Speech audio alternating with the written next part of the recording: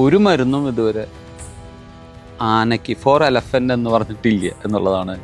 വിജയന ആന എന്ന് പറയും. അത് മുണ്ടൂര് പള്ളിയുടെ വെച്ചിട്ട് ഒരു ബസ് ഇടിച്ചിട്ട് കൊമ്പടക്കം ഊരിപ്പോയി അബോധാവസ്ഥയിലായി ആന. അപ്പോൾ എനിക്ക് തോന്നുന്നു പഴക്കപ്പാടത്തൊരു ആന ഇതേപോലെ, അത് പക്ഷേ ബോൺ ഫ്രാക്ചറായി, കൊമ്പല്ല ബോൺ ഒടിഞ്ഞു, ഇനി നിർത്തിയൊന്നുമില്ല.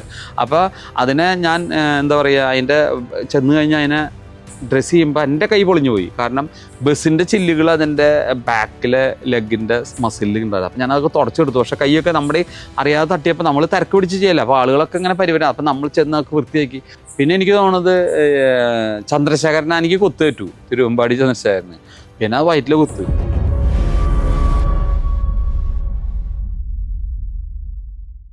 സമൂഹത്തിൻ്റെ ഒരു മൈക്രോ എക്കണോമി എന്നൊരു തത്വമുണ്ട്. മൈക്രോ എക്കണോമിയിൽ ആനകൾ വഹിക്കുന്നൊരു പങ്ക് അത് വലിയതാണ്. കാരണം ആന എന്ന ഒരു ജീവിയെ കൊണ്ട് 4 പേര് തുടക്കത്തിലെ ആളുടെ ഉപജീവനമാർഗം കൊടുക്കുന്നുണ്ട്.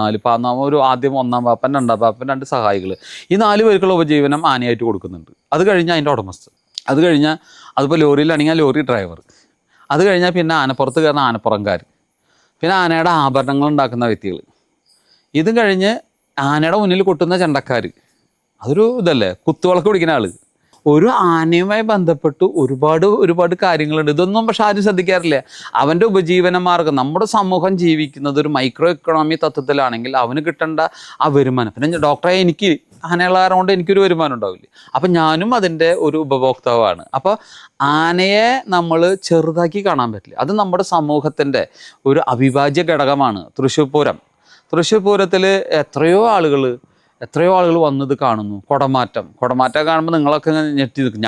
ഞങ്ങൾക്കൊരു ടെൻഷൻ ഉണ്ടാവും. ആദ്യ കാലഘട്ടങ്ങളിലൊക്കെ ഞാൻ പണിക്കർ സാറൊക്കെ ആദ്യ കാലഘട്ടത്തിൽ കുടമാറ്റത്തിനൊക്കെ പോകുമ്പോൾ നമ്മൾ പരിചയമുള്ള ആനയുടെ അടുത്തൊക്കെ പോയി നിൽക്കുള്ളൂ. കാരണം എന്താ വെച്ച് കഴിഞ്ഞാൽ റിസ്ക് ഉണ്ട്, എല്ലാവർക്കും റിസ്ക് ഉണ്ട്. പക്ഷേ പിന്നീടാണ് മനസ്സിലായത് ഇതുവരെ കുടമാറ്റത്തിന് ഒരു ആന അടഞ്ഞിട്ടില്ല. കാരണം ആന നോക്കുമ്പോൾ നിറച്ച ആളുകൾ, ഞാനിനി എവിടേക്ക് അടയാന എന്നൊരു മാനസികാവസ്ഥ ആനയ്ക്ക് മനസ്സിലായിട്ടുണ്ട്. ഒരു ആന ഇതുവരെ കുടമാറ്റത്തിന് അടഞ്ഞില്ല. ഇനി അത് കഴിഞ്ഞു പോകുമ്പോൾ വല്ല അടഞ്ഞിട്ടുണ്ടെങ്കിൽ ഉണ്ടാവും. പക്ഷേ കുടമാറ്റത്തിന് ആന അടയാത്തതെന്ന് വെച്ചാൽ ആനയ്ക്ക് മനസ്സിലാവും ഇത് നിൽക്കുന്ന ആയിരക്കണക്കിന് ആളുകളിൽ ഞാൻ പോയിട്ട് എന്ത് ചെയ്യാനാ.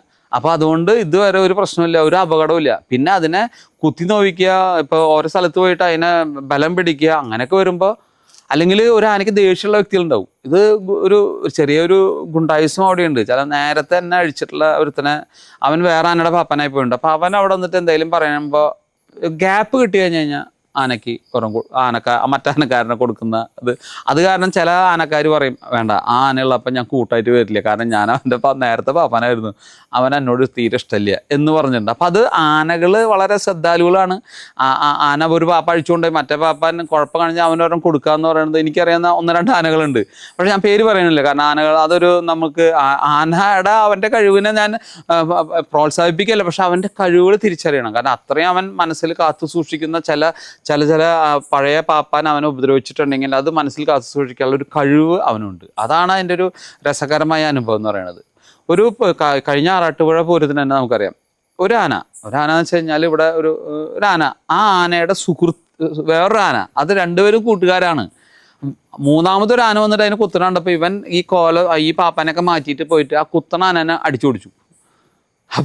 അപ്പം ഇത് നടക്കുമോ പറഞ്ഞപ്പോൾ ഇതൊക്കെ ഒരു രസം. അപ്പം എന്നെ വിളിച്ച് ചോദിച്ചപ്പോൾ ഞാൻ പറഞ്ഞു ഇന്നാന ഓക്കെ. ഇവര് തമ്മിൽ ഭയങ്കര സുഹൃത്തുക്കളാണ്. ഈ ആനനെ എന്തെങ്കിലും ഉപദ്രവിച്ച് കഴിഞ്ഞാൽ തിരിച്ച് അവൻ ഈ ആനനെ ഓടിക്കും. കാരണം എന്താ വെച്ച് കഴിഞ്ഞാൽ ഈ ആനയ്ക്ക് മസ്ത് വരണമെങ്കിൽ ഒരുപക്ഷെ മറ്റാന ദിവസങ്ങളോളം ഇവൻ്റെ അടുത്ത് വന്ന് നിൽക്കും. ഈ നീരിൽ കെട്ടുമ്പോൾ മതമൊലിക്കാനായിട്ടുള്ള ഒരു ടെൻഷൻ ഇല്ലാത്ത ഒരു അവസ്ഥ ഉണ്ടാക്കി കൊടുക്കുന്ന ഒരു സുഹൃത്താണ് മറ്റാന. അപ്പം അവർ തമ്മിലുള്ള സുഹൃത്ത് ബന്ധത്തിൽ അവൻ്റെ കൂട്ടുകാരനെ വേറെ ആന കുത്തുന്നുണ്ട്, എന്തായാലും തിരിച്ചോടിച്ചല്ലേ പറ്റൂ. അങ്ങനെ അനുഭവങ്ങളിലൂടെ പലതും പഠിക്കാനുണ്ട്. അപ്പം ഇതൊക്കെ നമ്മൾ നേരിൽ അനുഭവിക്കുമ്പോൾ ആ മൃഗത്തിൻ്റെ കാഴ്ചപ്പാട്, അവൻ്റെ ചിന്തകൾ, നമ്മൾ കൊടുക്കുന്ന ഭക്ഷണം വാങ്ങിച്ച് നല്ലതാണോ ചീത്തയാണോ എന്ന് ശ്രദ്ധിച്ച് നോക്കിയിട്ട് അതിൽ മരുന്നുണ്ടെങ്കിൽ പൊളിച്ച് നോക്കിയിട്ട് കഴിക്കുക. ഒരു ഉരുള ഞാൻ കൊടുത്താൽ ചിലപ്പോൾ അതൊന്ന് പൊളിച്ച് നോക്കും. എന്തിനാണ് പൊളിക്കുന്നത് വെച്ചാൽ, അല്ല അത് പൊളിച്ചു നോക്കിയിരിക്കും അത് എന്നുള്ളതാണ്. പക്ഷെ പാപ്പാൻ കൊടുത്താൽ ചിലപ്പോൾ പൊളിക്കില്ല. ഞാൻ കൊടുത്തപ്പോൾ ഡോക്ടർ മരുന്ന് വലുതായിരിക്കും എന്നുള്ളതിൽ പൊളിച്ചു നോക്കി. അങ്ങനെ ആനകൾ എല്ലാം സെർച്ച് ചെയ്യുന്ന ആനകളുണ്ട്. ചിലർക്ക് ചില ആളുകൾ ഇഷ്ടമില്ല. അപ്പോൾ ഒരു ആനയുണ്ട്, ആ ആനയ്ക്ക് എന്ത് പറഞ്ഞാലും ഒരാൾക്ക് ഒരു എന്താ പറയുക ഒരു വണക്കം കൊടുക്കുക, നമ്മളൊരു എന്താ പറയുക എല്ലാവരും അനുഗ്രഹം കൊടുക്കുമല്ലോ, അനുഗ്രഹം ഈ ആൾക്ക് മാത്രം കൊടുക്കില്ല. പിന്നെ പിന്നെ അന്വേഷിച്ച് വന്നപ്പോഴാണ് ആ അനുഗ്രഹം കൊടുക്കാത്ത ആള് അയാള് ഒരുപാട് ക്രിമിനൽ ബാക്ക്ഗ്രൗണ്ട് ഉള്ള ആളാന്ന് ആനയ്ക്ക് മനസ്സിലായിട്ടുണ്ട്. ചിലപ്പോൾ അതിൻ്റെ ഇന്ദ്രിയത്തിൽ നിന്ന് മനസ്സിലായതായിരിക്കും, അല്ലാണ്ട് ആനയ്ക്ക് ആരും പറഞ്ഞു കൊടുത്തതല്ല. പക്ഷെ അയാൾ ഒരിക്കലും രണ്ടാമതും പോകാൻ നേരത്തെ ആളുടെ അടുത്ത് പറഞ്ഞു ഇതൊന്ന് കൊടുത്തിട്ട് അനുഗ്രഹം മേടിക്കണം. ആന അനുഗ്രഹം കൊടുക്കില്ല, കാശ് മേടിക്കും വയ്ക്കും, അനുഗ്രഹം ഇല്ല. അപ്പം ആനകൾ എങ്ങനെയാണത് ബിഹേവ് ചെയ്യണമെന്ന് വെച്ചപ്പോൾ ഇദ്ദേഹത്തിനെ കുറിച്ച് നമ്മൾ അന്വേഷിച്ചപ്പോഴാണ് മനസ്സിലായത് ഇദ്ദേഹം വേറൊരു പശ്ചാത്തലത്തിൽ ജീവിച്ച ഒരാളാണ്. അപ്പോൾ ആനകൾ അത്തരം ആളുകളും തിരിച്ചറിയാൻ കഴിയും എന്നുള്ളത് അതിൽ നിന്ന് വ്യക്തമായിട്ടുണ്ട്. ആനകളെ ചികിത്സിക്കുന്ന ഡോക്ടറാണ് ഞാൻ. പക്ഷേ ചികിത്സ എന്ന് പറഞ്ഞാൽ മാജിക്കല്ല. ആനകൾക്കായിട്ട് ഇന്ത്യയിൽ ഒരു മരുന്നും ഇതുവരെ ആനയ്ക്ക് ഫോർ എലഫൻ്റ് എന്ന് പറഞ്ഞിട്ടില്ല എന്നുള്ളതാണ് എൻ്റെ ഒരു. ഇപ്പം ഞാൻ അടുത്ത കാലത്ത് ഒരു മരുന്ന് ഞാൻ അതിനു വേണ്ടി ഉണ്ടാക്കിയിട്ടുണ്ട്. അതല്ലാതെ ഫോർ എലഫൻ്റ് എന്ന് പറഞ്ഞിട്ട് ഇപ്പോൾ നമുക്ക് മനുഷ്യർക്കാണെങ്കിൽ അഡൾട്ട്സിന്, കിഡ്സിന്, അല്ലെങ്കിൽ ഫീമെയിൽസിന് എന്നൊക്കെ പറഞ്ഞ് ഓരോ കാറ്റഗറിക്ക്, ഓൾഡ് ഏജിന് ഒക്കെ കാറ്റഗറിക്കൊക്കെ ഓരോ മരുന്നുകൾ ഓരോ കമ്പനിക്കാർ ഉണ്ടാക്കിയിട്ടുണ്ട്. അങ്ങനെ ആനയ്ക്കായിട്ട് ഒരു മരുന്നും ഇതുവരെ നമ്മുടെ മെഡിക്കൽ ഷോപ്പിൽ അല്ലെങ്കിൽ ഫാർമസിയിൽ അവൈലബിൾ അല്ല. എന്നിട്ടാണ് ഞങ്ങൾ ആനയെ ചികിത്സിക്കുന്നത്. ഒരു മാജിക്കാണ് ശരിക്കും പറഞ്ഞാൽ. ആ മാജിക്ക് എന്ന് പറഞ്ഞു കഴിഞ്ഞാൽ അപ്പോൾ നമ്മൾ ഇത്രയും കാലം നിങ്ങൾ എന്താണ് ചെയ്തിരുന്നത് എന്ന് ചോദിക്കുമ്പോൾ എന്നെ പഠിപ്പിച്ച അധ്യാപകർ, പണിക്കർ സാറായാലും കൈമൾ സാറായാലും ചീരാൻ സാറായാലും, അവരൊക്കെ മറ്റുള്ള മൃഗങ്ങളുടെ മരുന്നുകൾ അല്ലെങ്കിൽ മനുഷ്യർക്ക് ഉപയോഗിക്കുന്ന മരുന്നുകളെ ഒരു തോത് അളവുകൾ ഉണ്ടാക്കി മനസ്സിലുണ്ടാക്കി വെയ്റ്റിനനുസരിച്ച് കൊടുത്ത് ഓരോ അനിമൽസിലും കൊടുത്ത് പരീക്ഷണമായിരുന്നോ ചെയ്തെന്ന് അന്ന് ചോദിച്ചാൽ പരീക്ഷണം തന്നെയാണ്. പക്ഷെ നിവൃത്തിയില്ലല്ലോ. വേറൊരു റെക്കോർഡ് ഇതിനെക്കുറിച്ച് നിങ്ങൾ എവിടെ ChatGPT പോയാലും ഗൂഗിളിൽ പോയാലും ആനയെക്കുറിച്ച് ട്രീറ്റ്മെൻറ്റ് ചോദിച്ചാൽ അവരൊന്നും പറഞ്ഞു തരില്ല. കാരണം ഇത് ആരുടെ കയ്യിലില്ല. സാധാരണ മനുഷ്യനാണെങ്കിൽ ഇപ്പം തന്നെ നമ്മൾ ശ്രദ്ധിച്ചാൽ, അല്ലെങ്കിൽ ഡോഗിൻ്റെ കേസിലായാലും പശുവിൻ്റെ കേസിലും ChatGPT കൊടുത്തു കഴിഞ്ഞാൽ അവൻ ഇന്ന മരുന്നുകൾ കൊടുക്കണം എന്ന് പറയും. പക്ഷെ ആനയുടെ നിങ്ങൾ അങ്ങനെ ഇന്ന ആനയ്ക്ക് എരണ്ടക്കെട്ട് എന്ത് മരുന്ന് കൊടുക്കാമെന്ന് ചോദിച്ചു കഴിഞ്ഞാൽ ChatGPT ഒന്ന് ഞെട്ടും. കാരണം ഞെട്ടുന്നത് എന്തുകൊണ്ടാണ്? ഡാറ്റ ഇല്ലാത്തതുകൊണ്ടാണ്. ഡാറ്റ ഉണ്ടെങ്കിൽ ChatGPT ചാടി പറയും, അല്ലെങ്കിൽ ഗൂഗിൾ ചാടി പറയും.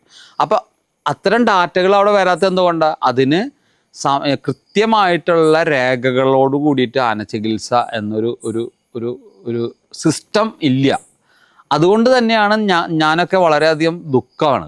ചില സമയത്ത് നമുക്ക് ഒരു തരം ദുഃഖം വരും. കാരണം വെച്ചാൽ ഇതെന്തുകൊണ്ട് ഇത് വരുന്നില്ല? മെഡിസിൻ ഉണ്ടാക്കുന്ന ചുമതലയും ഡോക്ടറുടെ ആയി പോകുന്നു എന്നൊരവസ്ഥ. കാരണം നമുക്ക് ഒരു ഡോക്ടറെ സംബന്ധിച്ചിട്ട് അദ്ദേഹത്തിന് ആ ഫാർമസി ഇന്ന് കിട്ടുന്ന മെഡിസിനെ അവലംബിച്ചുകൊണ്ടുള്ള ചികിത്സാ രീതികളാണ് നടത്തുക. ഇവിടെ മരുന്നില്ലാത്തതാണ് നമ്മുടെ ഏറ്റവും വലിയൊരു പ്രശ്നം.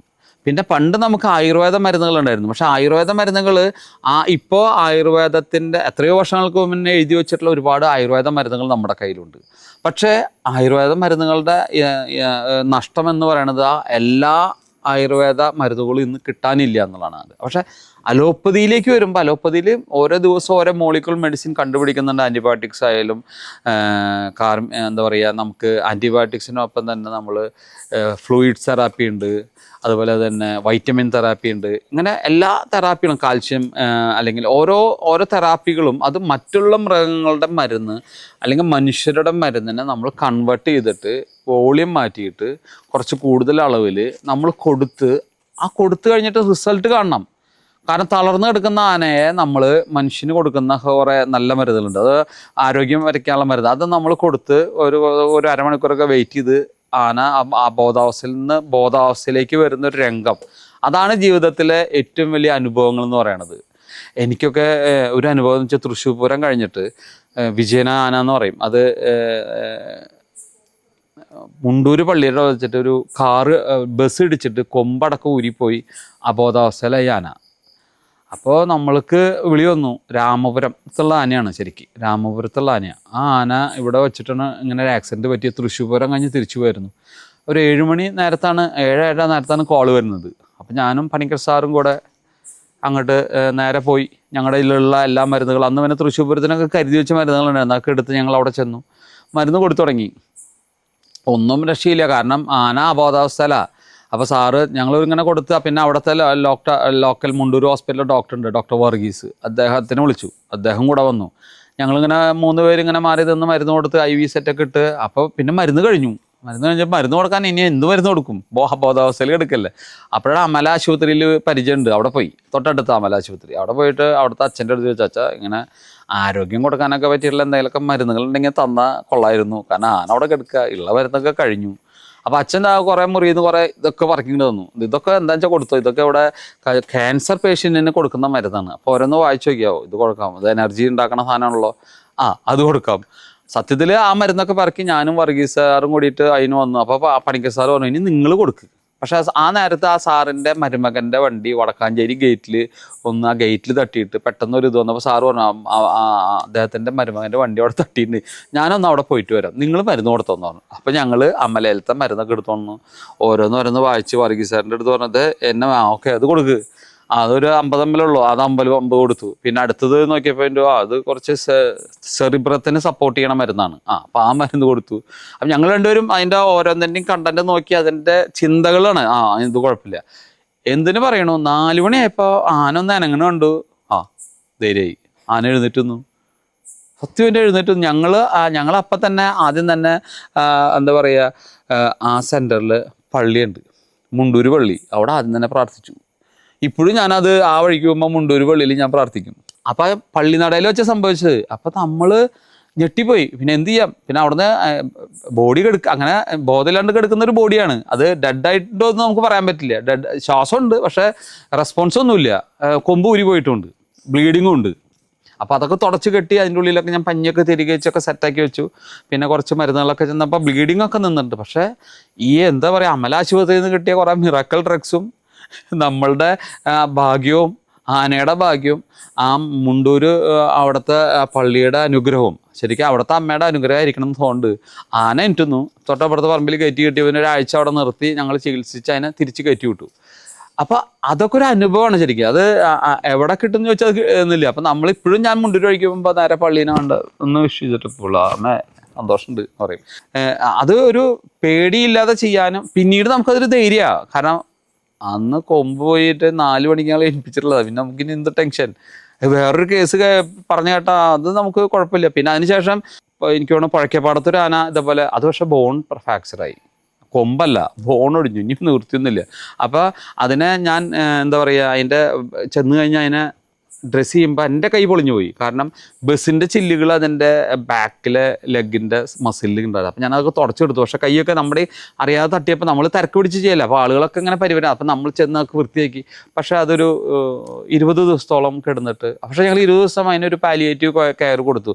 കൊണ്ടുപോകാനൊന്നും പറ്റില്ല. അപ്പോൾ അവിടെ തന്നെ കിടത്തി അതിന് മരുന്ന് കൊടുത്തൊരു ടാർപോളൊക്കെ വെച്ച് കെട്ടിയ ഹൈവേയുടെ ഇതിൽ പുഴയ്ക്കപ്പാടത്ത് ചികിത്സിച്ച് അത് മരണപ്പെടുന്ന നമുക്കറിയാം. അതിൻ്റെ അവസാന ജീവൻ വരെ നമ്മൾ അതിന് വേണ്ട മരുന്നുകൾ കൊടുത്ത് ഒരു പാലിയേറ്റീവ് കെയർ കൊടുത്ത് അതിനെ ചെയ്ത ഒരു അനുഭവം ഇപ്പോഴും ഉണ്ട്. അപ്പോൾ അതൊരു നമ്മുടെ സ്ഥിരം ഡ്യൂട്ടിയായി മാറുകയാണ്. കാരണം നമുക്കറിയാലോ അതിനോടുള്ള ഒരു സ്നേഹം അതായിരുന്നു. പിന്നെ എനിക്ക് തോന്നുന്നത് ചന്ദ്രശേഖരനെ എനിക്ക് കുത്തേറ്റു, തിരുവമ്പാടി ചന്ദ്രശേഖരന്. പിന്നെ അത് വയറ്റിലെ കുത്തേറ്റ് ആകെ പൊളിഞ്ഞെടുക്കുക. പിന്നെ അത് മുരളി സാറൊക്കെ കൂടി അതിന് തുന്നലിട്ടു. ഒരു 1500 തുന്നലൊക്കെ ഇട്ടുണ്ട്. 3 ദിവസം കഴിഞ്ഞപ്പോൾ തുന്നലൊന്നും കാണാനില്ല, എല്ലാ തുന്നലും പോയിട്ടുണ്ട്. പിന്നെ നമ്മൾ ഓപ്പൺ വൂണ്ടായിട്ട് ട്രീറ്റ് ചെയ്യുക. അപ്പോൾ ആന എടുത്ത് പോയാൽ, അപ്പോൾ ആനയുടെ അടിഭാഗത്ത് കയറി നിന്നിട്ട് മരുന്ന് പറ്റണം. അപ്പോൾ നമ്മുടെ മുഖത്തൊക്കെ ആകെ പഴുപ്പൊക്കെ ആവും. പക്ഷേ നിവൃത്തിയില്ലല്ലോ, ആന ആകെ കെടുക്കില്ലല്ലോ. അപ്പോൾ ഡേവിസ് ചേട്ടൻ ആനയായിട്ട് നല്ല സിങ്കാണ്. പാപ്പാനേക്കാളും ആനയ്ക്ക് ഇഷ്ടം ഡേവിസ് ചേട്ടനാണ്. അത് ഇടയ്ക്കിടയ്ക്ക് ഭക്ഷണം വാങ്ങിച്ചു കൊടുക്കുന്ന ആളാണ്. ആ ഡേവിസ് ചേട്ടൻ എൻ്റെ അടുത്ത് പറയും, ചെയ്തോ പറയും. അപ്പം ഞാൻ ചെയ്യും. അപ്പം ഞാനാന്ന് വെച്ച് കഴിഞ്ഞാൽ ആദ്യ ദിവസങ്ങളിലൊക്കെ ഒരു പ്ലാസ്റ്റിക്കിൻ്റെ കവറൊക്കെ ഇട്ട് ചെയ്യും. പിന്നെ നമുക്ക് മനസ്സിലായി ഇത് കവർ ഇട്ടിട്ട് കാര്യമൊന്നുമില്ല. എല്ലാം തിരിച്ചിറങ്ങുമ്പോൾ ഒക്കെ നമ്മൾ പഴുപ്പിലായിട്ടുണ്ട്. അപ്പം നമ്മൾ വളരെ തോർത്തുകൊണ്ട് മേത്തിട്ട് വളരെ സിമ്പിളായിട്ട് ഇനി എന്തായാലും കുളിക്കാൻ പോകണമല്ലോ, അപ്പോൾ പിന്നെ ആവും വേറെ ഡ്രസ്സിലേക്ക് അതും കൂടി മണം വരില്ല വെച്ചിട്ട് അങ്ങനെ ഇട്ട് നമ്മൾ മരുന്നൊക്കെ പറ്റി അവസാനം നമ്മൾ പറയും ഒരു കൈതച്ചക്ക തരുവട്ടാന്ന് പറയും. അതപ്പോൾ ഞാൻ പറയും കൈതച്ചക്ക തരുവട്ടാന്ന് പറഞ്ഞിട്ട് ഇങ്ങനെ ഞാൻ പറഞ്ഞുകൊണ്ടിരിക്കും കൈതച്ചക്ക തരുന്നു. എന്നിട്ട് ഞാൻ ഡ്രസ്സ് ചെയ്തിട്ടുണ്ടാവും. അത് കഴിഞ്ഞ് മാറിന്ന് അവസാനം കൈ കഴുകി ഒരു കൈതച്ചക്ക കൊടുക്കും. അപ്പോൾ ചന്ദ്രശേഖരൻ നോട്ടം നോക്കിയിട്ട് അത് മേടിച്ച് കഴിക്കും. അതൊരു അനുഭവം ശരിക്കും പറഞ്ഞാൽ. കാരണം അതിപ്പോൾ എൻ്റെ സാറന്മാർ എന്നോട് ചെയ്യുന്നത് ഞാൻ ആ പ്രായം എൻ്റെയാണ്. അപ്പോൾ എനിക്ക് അതിൻ്റെ അടിയിലൊക്കെ പോയി ചെയ്യാൻ പറ്റും. പക്ഷെ അതൊരു അനുഭവമായിരുന്നു. പണിക്കർ സാറ് വരും, മുരളി സാറ് ഉണ്ടാവും, കൈമൾ സാറ് വരും, ഇവരൊക്കെ വരും. പക്ഷെ നമ്മളിതിൻ്റെ അടിയിൽ കയറി നിന്നിട്ട് പഴുപ്പൊക്കെ കളഞ്ഞ് അതിനെ രക്ഷപ്പെടുത്തി പിന്നത്തെ തൃശ്ശൂർ പൂരത്തിന് നമ്മളതിനെ എഴുന്നള്ളിച്ചു. അതാണ് നമ്മുടെ ജീവിതത്തിലെ ഏറ്റവും വലിയ അങ്ങനത്തെ ഒരു അനുഭവങ്ങളുണ്ട്. അത് തിരുവമ്പാടി ചന്ദ്രശേഖരനെ വീണ്ടും എഴുന്നള്ളിപ്പിക്കാൻ പറ്റിയെന്ന് പറയണത് ഒരു ജീവിതത്തിൽ അത് കിട്ടുന്ന ഒരു മുഹൂർത്തമാണ്. അത് കഴിഞ്ഞിട്ടാണ് പിന്നീട് ആന ശരിയെന്ന് തന്നെ ശരിക്കും പറഞ്ഞാൽ. അപ്പോൾ ആ ഇഞ്ചുറിയിൽ നിന്ന് അതിനെ രക്ഷപ്പെടുത്തി.